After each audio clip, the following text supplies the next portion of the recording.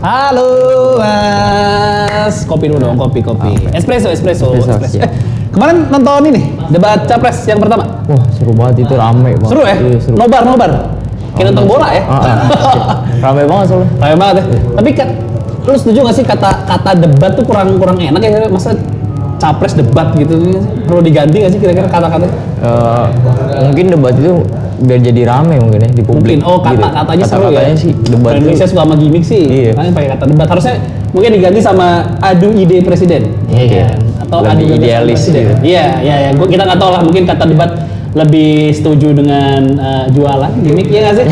Bisa setuju dengan kata debat? Apa ada ide lain untuk mengganti? Bisa kasih idenya? Yang jelas debat pamungkas kemarin mungkin bisa jadi yang pamungkas ya, karena 5 tahun lagi kan Pak Jokowi nggak mungkin nyapres lagi dong, dan Pak Prabowo udah 3 kali. Kalau misalnya tidak terpilih lagi, apa mungkin 5 tahun lagi Pak Prabowo menyalonkan lagi? Kayaknya sulit ya. Kayaknya ini akan jadi pamungkas untuk kedua belah pihak dari Pak Prabowo dan Pak Jokowi. Ya kita lihat aja lah dari hasil debat capres yang kemarin, apakah yang kedua akan jauh lebih menarik. Hari ini bakal saya bahas dengan kedua belah pihak ya. Espressonya Siap. Negara lo Rian Antoni ya, oke.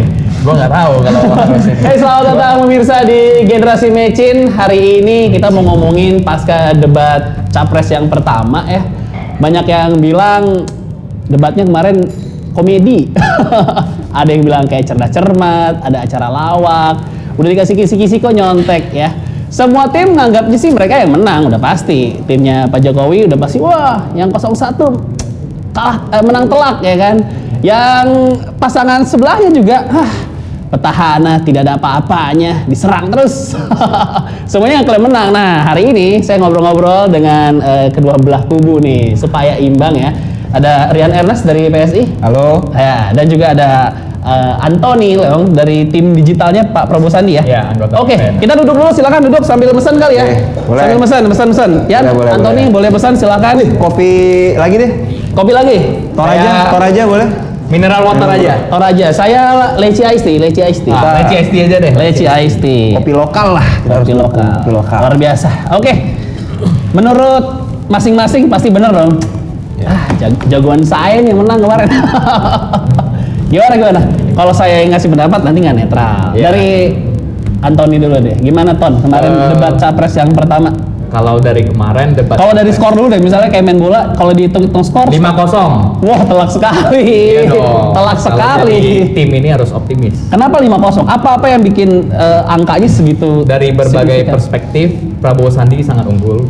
Dari kesiapan, Prabowo Sandi punya karakter seorang negarawan. Oke. Karakter yang punya leadership yang insya Allah sangat kuat. Aha. Dari Pak Jokowi sendiri, kita lihat Pak Kiai sangat tidak siap dengan debat. Oke. Dan dari konten sangat tidak substansi. Lebih banyak Seperti contoh, gimmick. kita detail per detail ya. Kalau kayak perspektif dan substansi apa nih yang Kayak misalnya Pak Jokowi lebih bicara jumlah kader wanita di Partai Gerindra. Oke, yang itu dimana, di segmen terakhir ya? Ya, Di segmen yang terakhir dimana memang nggak bisa bandingin apple to apple gitu. Kita bukan bicara jumlah wanita di dalam menteri, tapi kita bicara output, bagaimana kontribusi wanita terhadap kementerian Indonesia. Jadi kalau dari output bobrok, ngapain jumlah wanita banyak? Nah ini jangan sampai kita mau bicara pria wanita tapi bukan bicara output lagi. Masyarakat Indonesia ini kan butuh kepastian, butuh sebuah nuansa kepemimpinan yang baik. Kalau memang pria lebih mumpuni di bidang A, ya itu harus. Berarti ini bukan masalah gender tapi masalah siapa ya, ini bukan layak. masalah gender, ini masalah output. Dan kita lihat bagaimana kontribusi menteri wanita di kementerian ini seperti apa, sejauh apa, bagus nggak kira-kira gitu kan. Siap, saya mau nanya nih dari Rian Ernest nih. Ya. 5-0 Nes, jauh banget. Kalau dari lo berapa skor kalau dikasih angka ya? Susah kalau dibikin skor karena ini ibaratnya Liga Premier lawan liga kelas yang lain. Waduh. Ya. Kenapa gue bilang gitu? Ini kayak Premier League. Ada Pak Jokowi kayak Haji Maruf Amin yang jadi beda kelas maksudnya. beda kelas bos. Jadi gini, kalau Pak Jokowi itu bukan politisi kemarin sore.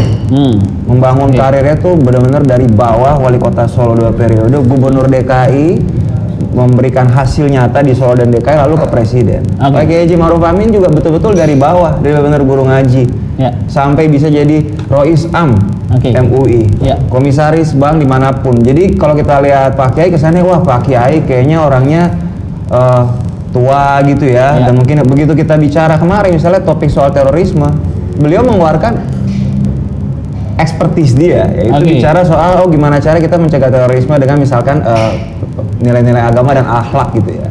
Beda bos, kalau Pak Prabowo jujur aja, soalnya kita lihat Pak Prabowo sejak diberhentikan Dewan Kehormatan Perwira itu belum pernah menjabat administrasi sipil lagi. Negara ya. Jadi karena beda bos, lu memegang komando tentara, di mana lu kalau bilang A sampai bawah tuh jadi A.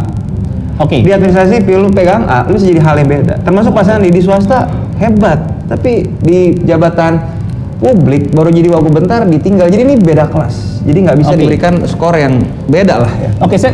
Saya paham kenapa Antoni ngasih skor 5-0 dan tentang kesiapan Pak Kiai ya. Karena memang di dunia maya atau di netizen banyak sekali yang menggarisbawahi kesiapan dari Kiai Haji Ma'ruf di debat capres yang pertama ya. Pak Jokowi terlalu dominan atau memang sudah di set untuk Pak Kiai udah ngambil bola aja deh. Ya kan? Pak Kiai ngambil bola sama kalau di nge-tweet tuh udah retweetnya aja deh, bagian retweet aja deh. Jangan reply ya. Iya, reply aja deh gitu. Dan catatan juga seputar terorisme terlalu normatif, masalah deradikalisme dan pembangunan ekonomi terlalu normatif menurut netizen ya. Mungkin saya paham kenapa dibilang 5-0. Menurut lu gimana? Jadi gini, Pak Jokowi ini banyak orang-orang politik yang suka ataupun lawan Pak Jokowi mengatakan ini Pak Jokowi adalah seorang pengatur strategi yang baik. Jadi kalau misalnya sabar dulu Ton. Baru mulai. Atau mau langsung? Minumnya belum datang. Sabar dulu. Jadi pengatur strategi yang baik. Jadi ini adalah debat pertama untuk Pak Kiai. Pak Kiai tentu diberikan porsi menjawab soal HAM dan terorisme. Kalau misalnya jawaban normatif, memang dalam penanggulangan terorisme kita nggak bisa langsung mengatakan formula mengatasi terorisme adalah A, B, C. Kenapa? Karena setiap pelaku teror itu punya cerita beda-beda. Yang dulu mau membom Bali dengan yang membom JW Marriott itu punya background yang beda dan cerita hidup yang berbeda yang membuat dia menjadi teroris. Makanya emang kalau kita mengharapkan misalnya kubu sebelah kan bilang untuk mencegah korupsi kita tingkatkan gaji. Itu make sense, itu formulanya ada dan Pak Jokowi sudah lakukan. Jadi sebenarnya itu bukan hal yang baru diucapkan oleh Pak Prabowo kemarin. Ini sebenarnya menurut gue lebih ke bagi peran aja. Dan kita masih ada 4 debat lagi. Menurut gue kalau misalnya langsung Bro Antoni bilang ini segala macam Pak Kiai kurang misalkan sekali lagi masih ada 4 debat lagi. Kita akan melihat betul-betul kualitas Pak Kiai nanti mungkin pada saat debat cawapres lawan cawapres. Ini yang akan asik banget. Masih ada 4 debat lagi, santai ya. Masih ada 4 lagi. Nih untuk Ton, dari kemarin tuh semua jawabannya Pak Prabowo Sandi itu dibawa ke ekonomi, semuanya di masalah gaji dan gaji. Apa segitu elemen pentingnya gaji untuk pencegahan korupsi gaji, terorisme digaji, semuanya digaji. Narasi besar dari Pak Prabowo dan Bang Sandi adalah tentang lapangan pekerjaan dan harga bahan pokok. Landasan kita ini ekonomi.